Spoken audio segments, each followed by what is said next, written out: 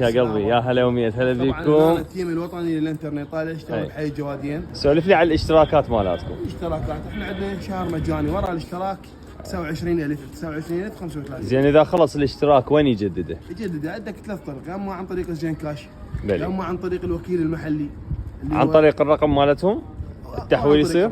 عن طريق الرقم تخابر، يجيك عامل جبالي البيت مالتك يفعلون الانترنت وبعدين يجي العامل مال جبايه. يجيك العامل يعطيك وصل الكتروني تعطيه حساب واكو كود يعني يجيك مال التفعيل اللي بالوصل على الخط مالتك، على نفسه يجي على نفس الخط، على طار السرعه.